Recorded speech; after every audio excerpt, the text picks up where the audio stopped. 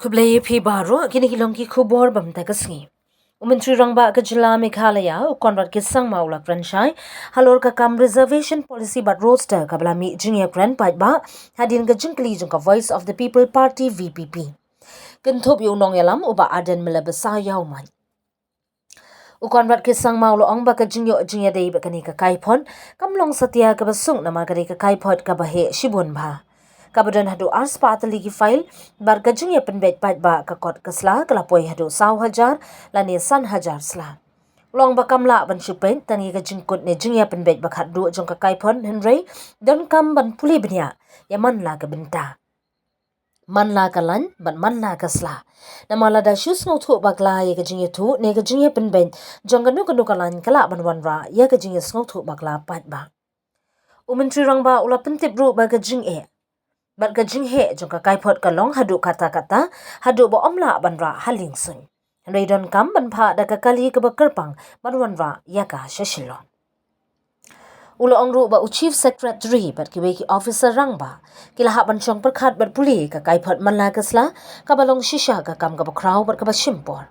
Ula pen pau shai ba menta ki officer kila jan pendap ya ka kam bat on sa IT ka kaipot suka cabinet. Hadin ba ka cabinet kala yoi bat ai jing Yakran halor kasorkar kan penpau paidbah e ka kaipot klem artotin. Kamdon kanu ka jingkli ban om penpau paidbah e ka kaipot kani gadi ka kam ka bakongsan bahai ki paidbah ka jela. Bagi paidbah ki bantip shai ki ki jingye tu ba jingye penbet ha kini ka kaipot lo ong Conrad ke Sangma.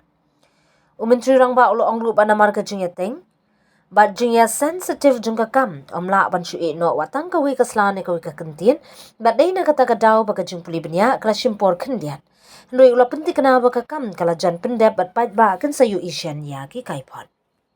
It's a huge, it's 200 kgs of report. That's like 4,000 or 5,000 pages. It is, and one has to go through every single word because even a comma can change the meaning of the report or the meaning of that line.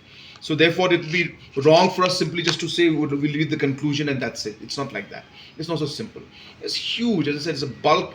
We had to send a special vehicle to get the report back because we couldn't bring it in the flight also because it was so big. So as I said, so 200 kgs of paperwork.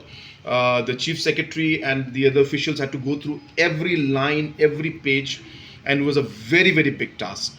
And of course they've finished it. They are going to submit it and show it to the cabinet, and of course as soon as they give it to us we will be making it public. There's no question of not making it public.